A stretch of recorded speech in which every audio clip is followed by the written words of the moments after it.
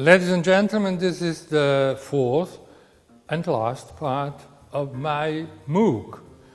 And as you know, it deals with normative political philosophy that is, first of all, liberty, equality, and justice. This means that I am finishing my course where the majority of my colleagues would start. But you may remember my original intention. My original intention was to develop and to present a political philosophy that provides some guidance, some intellectual guidance through the world of politics and is not conceived only for political philosophers. In this light, it seems to me to be more useful to discuss values and principles, as we are now going to do, after traveling the high seas and dire straits of real politics conceptualized in the sense of the reconstructive political philosophy I have illustrated in the previous lecture. This is not my only preliminary consideration to this part.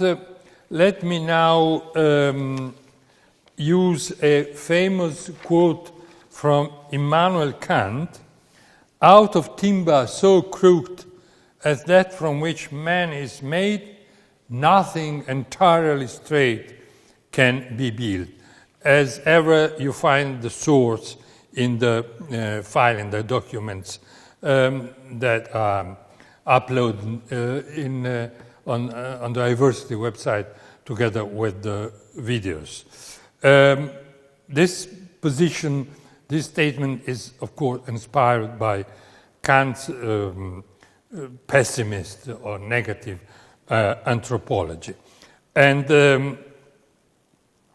on the basis of this inspiration, I want to stress that political philosophy is not applied moral philosophy, unlike in the present mainstream political philosophy.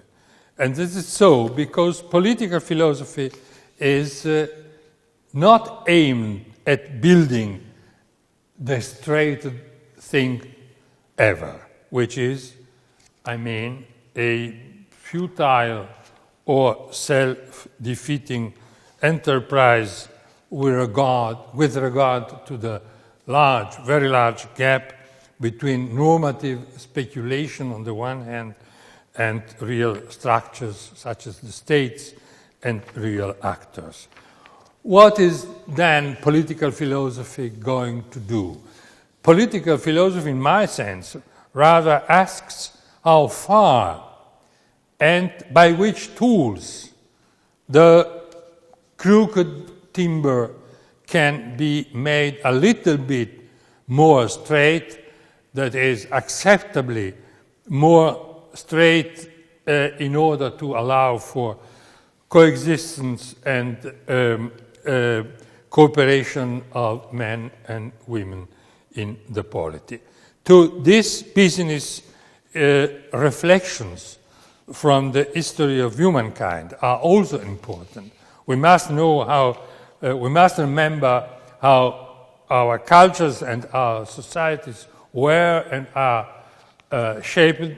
This is a thing, I think, indispensable complement. It's just a complement, but an indispensable complement to normative thinking, unlike in normative in ethics, or in that kind of normative ethics that does as if humanity would, let's say, start every day from scratch to deal with the question, what ought we to do?